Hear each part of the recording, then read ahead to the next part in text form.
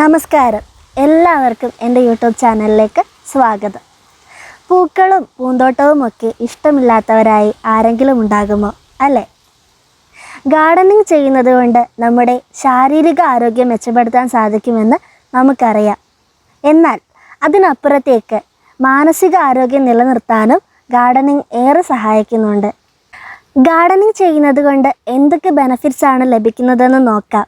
കൂടാതെ നമ്മൾ ഇന്നൊരു പ്ലാന്റ് ഹണ്ടിങ്ങിന് കൂടി പോകുന്നുണ്ട്. അതിനു മുമ്പ് നിങ്ങൾ ആദ്യമായാണ് എൻ്റെ ചാനൽ കാണുന്നതെങ്കിൽ തീർച്ചയായും സബ്സ്ക്രൈബ് ചെയ്യുക, നിങ്ങളുടെ ഫ്രണ്ട്സിനൊക്കെ ഷെയർ ചെയ്യുക. അത് നിങ്ങൾ എനിക്ക് തരുന്ന ഒരു സപ്പോർട്ടാണ്. Okay, let's start.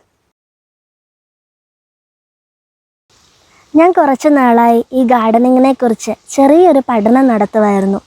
ഗാർഡനിങ്ങിന് therapeutic benefits ഉണ്ടോ എന്ന ചെറിയൊരു അന്വേഷണം. അതിനായി എൻ്റെ പ്രിയ അധ്യാപകരോടും എനിക്കറിയാവുന്ന കുറച്ച് സൈക്കോളജി വിദഗ്ധരോടുമൊക്കെ അതിനെക്കുറിച്ചുള്ള അഭിപ്രായങ്ങൾ ചോദിച്ചു. അതിൽ നിന്ന് എനിക്ക് 2 ഉത്തരങ്ങളാണ് കിട്ടിയത്. ഒന്ന്, ഗാർഡനിങ്ങിന് തെറാപ്യൂട്ടിക് ബെനഫിറ്റ്സ് ഉണ്ട് എന്ന് തന്നെയായിരുന്നു. അതുതന്നെയാണ് ഭൂരിപക്ഷം പേരും പറഞ്ഞതും. എന്നാൽ വളരെ കുറച്ച് പേർ മാത്രം പറഞ്ഞു ഗാർഡനിങ്ങിൽ ഇൻട്രസ്റ്റ് ഉള്ളവർക്ക് മാത്രമാണ് അതുകൊണ്ട് ഗുണമുണ്ടാകൂ എന്ന്.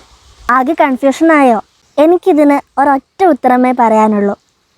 നമ്മൾ വരണ്ടുണങ്ങിയ മരങ്ങളോ ചെടികളോ ഒന്നും ഇല്ലാത്ത ഒരു സ്ഥലത്ത് നിൽക്കുമ്പോഴും, അതുപോലെ തന്നെ ഇതുപോലെ നിറയെ പൂക്കളും ചെടികളും മരങ്ങളും പച്ചപ്പൊക്കെ നിറഞ്ഞ നല്ല മനോഹരമായ ഒരു സ്ഥലത്ത് നിൽക്കുമ്പോഴുമുള്ള നമ്മുടെ മാനസികാവസ്ഥ ഒന്ന് ആലോചിച്ച് നോക്കൂ. ഒരുപാട് പോസിറ്റീവ് വൈബ് കിട്ടും നമുക്ക്, അല്ലേ? അതിൽ നിന്ന് തന്നെ മനസ്സിലാക്കാവുന്നതേ ഉള്ളൂ നമുക്ക് ഗാർഡനിങ് കൊണ്ട് എന്തൊക്കെ ബെനഫിറ്റ്സ് കിട്ടും എന്ന്. Gardening make you happy. പൂന്തോട്ടം ഒരുക്കുക എന്നത് ശ്രമകരമായ ഒരു ജോലിയാണ്, അല്ലേ? മണ്ണ് ശേഖരിച്ച് ചട്ടിയിൽ നിറയ്ക്കണം, ചെടികൾ നടണം, അത് നനച്ചു കൊടുക്കണം, അങ്ങനെ അതിനെ പരിപാലിച്ച് വളർത്തി കൊണ്ടുവരണം.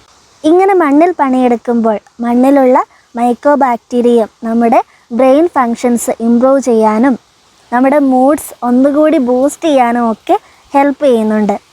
മണ്ണിൽ കാണപ്പെടുന്ന ഈ മൈക്രോ ബാക്ടീരിയം നമ്മുടെ ബ്രെയിനിലുള്ള സെറോട്ടോണിൻ എന്ന ഹാപ്പി കെമിക്കലിൻ്റെ അളവ് കൂട്ടുന്നു. By getting your hands dirty you are also making your brain happy. It boost your immune system. രാവിലെ എഴുന്നേറ്റ് ഗാർഡനിലൂടെ ഒന്ന് നടന്നു നോക്കുക. വൈറ്റമിൻ ഡി ഡെഫിഷ്യൻസി മൂലമുണ്ടാകുന്ന എല്ലാ പ്രശ്നങ്ങൾക്കും പരിഹാരമാകും.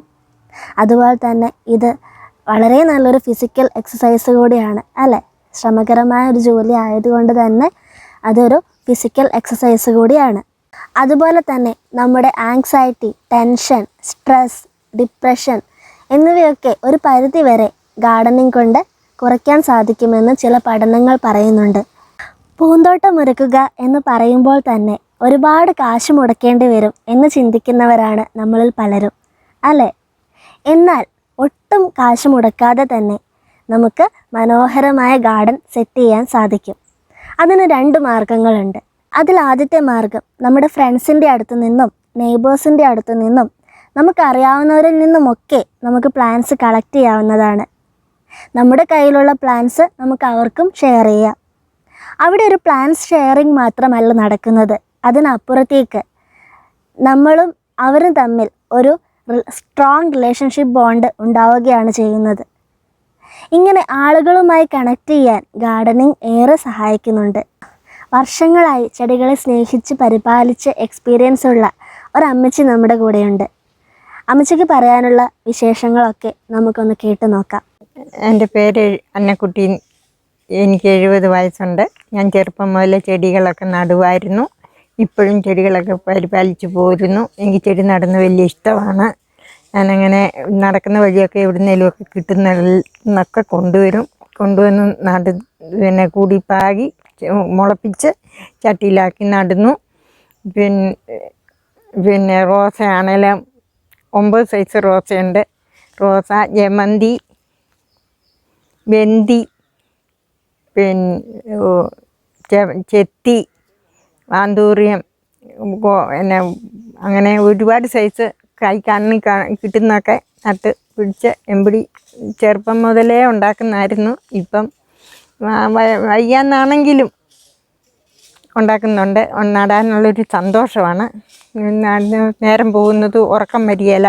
ഒന്ന് കിടക്കണമെന്ന് തോന്നിയാലും ആ സമയത്ത് ഈ ചെടിയുടെ ഇടയ്ക്ക് പോയിരുന്ന് ചെടിക്ക് കാട് പറിക്കുകയോ ചെടിക്ക് വളമിടുകയോ വെള്ളം ഒഴിക്കുകയോ അങ്ങനത്തെ ഓരോ കാര്യങ്ങളും ചെയ്യുന്നു. പിന്നെ ഞാൻ ഓരോന്നും ഓരോ വഴിക്ക് പോകുമ്പോൾ ഓരോ വീടുകളിൽ നിന്നൊക്കെ കൂട്ടുകാരുടെ ഇടയ്ക്ക് നിന്നൊക്കെ കൊണ്ടുവന്ന് നട്ട് അവരിവിടെ വരികയാണെങ്കിൽ ഇവിടെയുള്ളത് കൂട്ട് അവരും കൊണ്ടുപോകും. അങ്ങനെയൊക്കെ നട്ട് ഇങ്ങനെയൊക്കെ കാര്യങ്ങളെല്ലാം മനസ്സിൻ്റെ എല്ലാ ദുഃഖങ്ങളും മാറിക്കോളും ഇതൊക്കെ നട്ടാനും ഇങ്ങനെയൊക്കെ പോയാലും ഓരോരുത്തരെ കാണാനും.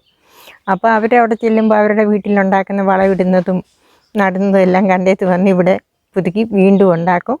അങ്ങനെയൊക്കെ എല്ലാവരുമായിട്ട് എല്ലായിടത്തും പോകാനും ഒരു സന്തോഷമുണ്ട്. ഇനി രണ്ടാമത്തെ മാർഗം പ്ലാന്റ് ഹണ്ടിങ് ആണ്. നമ്മൾ പ്ലാന്റ് നഴ്സറിയിൽ ഒരുപാട് വലിയ വില കൊടുത്ത് വാങ്ങുന്ന ചെടികൾ പലതും നമ്മുടെ പറമ്പിലോ നാട്ടുവഴികളിലോ ഒക്കെ തന്നെ കാണപ്പെടുന്നതാണ്. നമുക്ക് അത് അവിടെ നിന്നും തന്നെ കളക്ട് ചെയ്ത് നട്ടുപിടിപ്പിക്കാവുന്നതാണ് അല്ലേ? ഇന്ന് നമുക്ക് ഒരു പ്ലാന്റ് ഹണ്ടിങ്ങിന് കൂടി പോയി നോക്കാം.